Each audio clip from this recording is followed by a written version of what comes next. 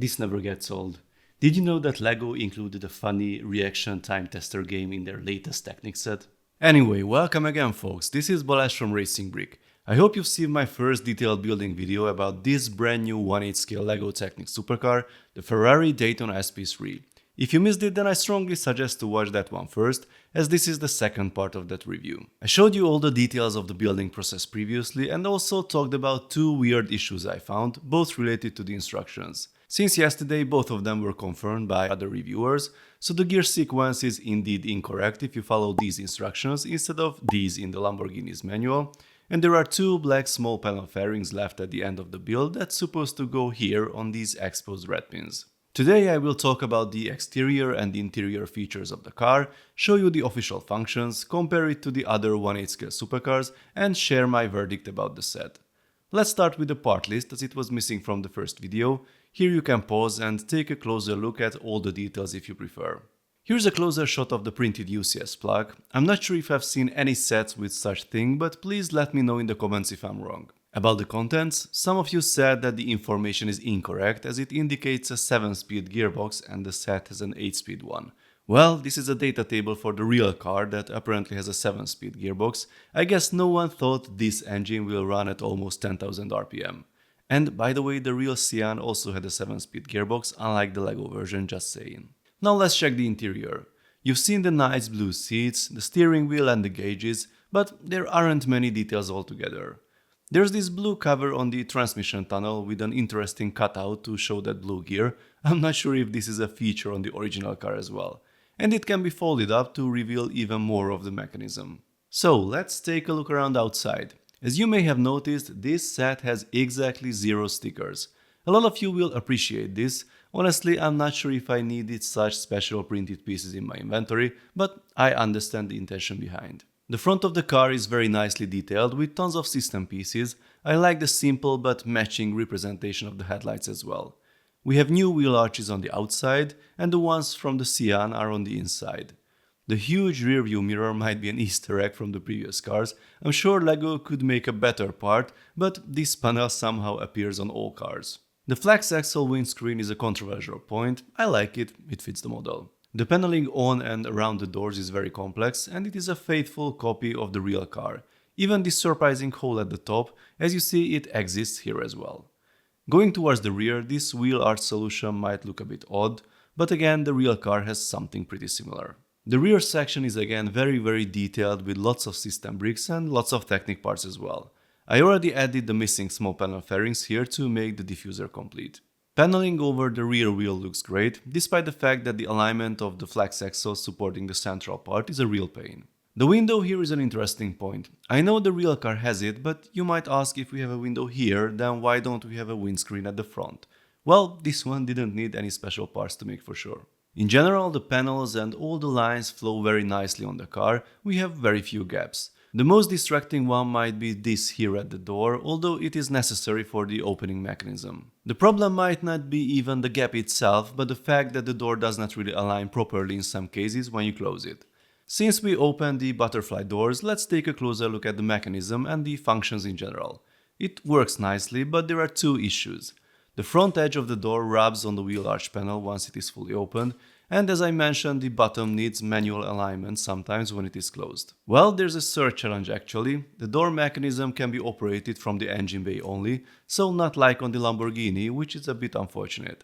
Additionally, you need both hands as the cover closes all time, but you need both hands to open the cover in the first place anyway. The engine bay is nice, otherwise we have the printed engine cover and the pistons are somewhat visible from the side. Suspension works okay both at the rear and at the front. Suspension travel is good, but it is not an off-road machine anyway. The roof is removable and you really need to remove it to access anything in the cabin, otherwise it's pretty much impossible to reach. Steering works from the steering wheel, although it is still easier to adjust them manually from the wheels. The right pedal shifter is more or less accessible. The left one is a bigger challenge even without the roof and the door open. But I don't think anyone will complain about this, as the gearbox won't be used for sure. The frunk opens as well and there's a huge empty hole that has no purpose. The UCS plug does not fit in it, the roof does not fit in it, and we did not get any fancy red handbags, which might be the most important missing feature for some. Talking about the handbags of the previous sets, let's see them together. From the exterior, I think we can clearly see an evolution. The cars become more and more detailed with smoother surfaces and less gaps. Dimensions are pretty close to each other. I have to say they look really nice here and they barely fit on my photo table. But what about the interior and the features? Well, that's where I become a bit disappointed. The Porsche was the first, and as such it is clearly a Technic car, still focusing on the Technic aspect and parts. The Bugatti already had a bigger focus on the look, but still had some tricks to show with the key-operated rear wing, and the construction of the gearbox was something new at that time. The Lamborghini arrived with a revised gearbox and some easy-to-operate mechanical features like the door-opening mechanism or the one for the rear wing. And now here we are with the Ferrari. It has the smoothest look but also less features.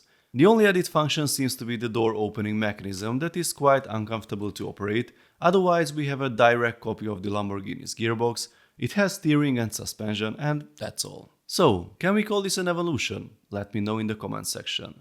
One very important question before we wrap up: does it fit in the box? Well, yes, sort of, sideways, but I don't really think it was designed with this in mind. It might be good for storage, but definitely not for display. Now, let's sum it up. Here we have the fourth 1/8 scale LEGO Technic supercar, and I have to say that we cannot really complain about the look. Prints everywhere, new panels, fancy directional rims with new tires, printed plug, a really cool display piece. But that's all. It is a display piece focusing only on the look. Don't touch it, because you might be disappointed. Engine cover does not really stay up, door operation is a challenge and it needs to be pushed in place manually. We have the usual complex hidden gearbox that no one will use, so anything we have inside is more like an annoyance than a feature. So, I said this 2 years ago with the Lamborghini and I still stick to my opinion. These 1/8 scale Technic cars don't need functions. They go for the look only, and as such it would be perfectly fine to directly connect the wheels to the fake engine. Way less potential building errors, more space inside. As a display piece, it would need a built-in light kit instead, for example. People would love that. The target audience does not really need complex Technic stuff inside. I think this set actually uses Technic pieces only because of all the specialized panels, the structural rigidity and the weight reduction, otherwise it could easily be a creator expert set. Even the manual ignores the functions, there are no pages about the gearbox or the door opening mechanism at all. I've seen reviewers realizing its existence only after watching the official promo video. The last set that had a sticker on the DNR switch was the Porsche, and it's not because since then everyone knows how it works. Regarding the price, on some markets it's the same as the Lamborghini, it's a bit more on others, but it's roughly 400 euros or dollars. It is a lot of money for a LEGO set, and as a display piece I think people would have more happy to get less gears inside, and probably this very nice book included in the package instead. By the way, the book. Now it has a product page on lego.com. I created an article on my webpage and linked all the products. The price is 80 euros or dollars, and you need to buy it separately, it does not come with the set. The product page does not mention the limited edition, but according to the press release only 5,000 samples will be available, so if you want to get it then better watch lego.com on the 1st of June. And now a few words for the end about the mistakes in the instructions. I sort of understand the one with the gearbox. The gear sequence is practically invisible if you only push the car around. But the 2 extra panels, I simply cannot imagine how those were missed. They are in the inventory, you literally have 2 in hand when the build is finished, and 2 red axles are screaming there, so they are quite a challenge to miss. And it went through the whole process of quality control, all the approvals, the photo shots, the videos, even the prints in the book, and no one noticed it. If LEGO really wants to give us the sense of perfection, then they need to try harder. I know some of you missed more details about the gearbox and the new differential as well. I promise you will get dedicated videos about them in the upcoming days. Please let me know your thoughts in the comments. If you like this video then please give it a thumbs up. Don't forget to subscribe with notifications as more exciting LEGO videos are coming soon. See you next time, bye bye.